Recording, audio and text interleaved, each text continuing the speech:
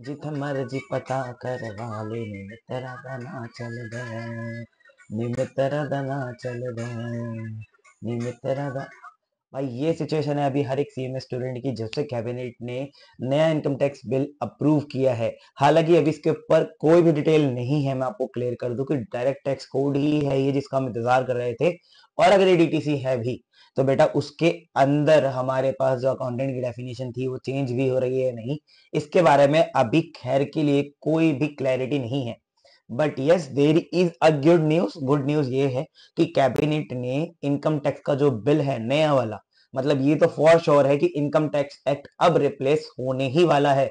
और मंडे को, मतलब अभी कुछ दिनों में ही जो पार्लियामेंट का सेशन होने वाला है उसके अंदर बहुत प्रोबेबिलिटी ये है कि हमारा जो है बिल प्रेजेंट किया जाएगा, क्योंकि ये बिल ऑलरेडी अप्रूव कर चुका है कैबिनेट। देखिए यहाँ पे मैंने आपके लिए द हिंदू का आर्टिकल खोला हुआ है, इसका लिंक भी मैं नीचे डिस्क्रिप्शन में डाल दूंगा, वहां से भी आप इस आर्टिकल को पढ़ सकते हैं।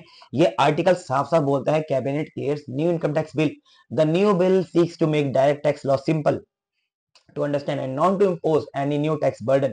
It will not have provisos and explanation or long sentences.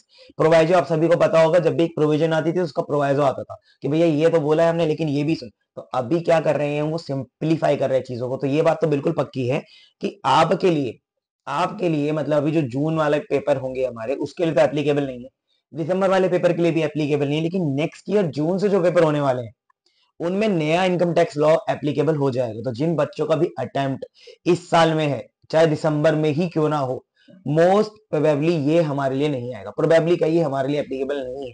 हमारे लिए एप्लीकेबल बेटा फाइनेंस एक्ट 2024 ही रहने वाला है।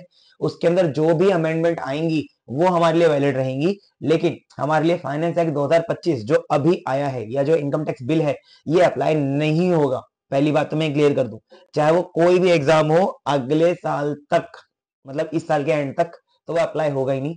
अगले साल का जो पहला पेपर होगा उसमें भी अप्लाई होगा नहीं होगा इसकी कोई गारंटी नहीं है। But yes this is for sure कि जो इनकम टैक्स बिल आया है नया ये हमारे सिलेबस में आएगा, बट इस अटेम्प्ट में नहीं, अगले में आएगा।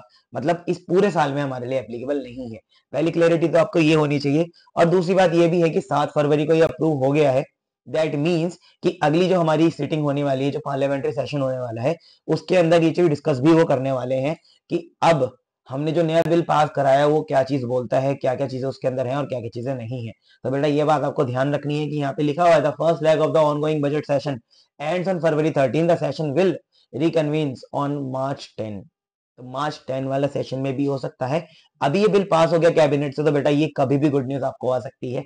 जैसी आएगी मैं आपको अपडेट करूंगा जरूर चैनल पे। चैनल के साथ बने रहिए, आपके लिए सारी सीएमए के अपडेट्स मैं यहाँ पे लेके आऊंगा। ठीक है जी, चलिए इस सेशन को हम लोग इतना ही रखते हैं। अपनी क्लास उत्कर्ष बैच वाली आईडीटी की देखते रहिए और बाकी जो अवेलेबल चैनल पे रिसोर्सेज है उसका मजा उठाते रहिए। Bye bye.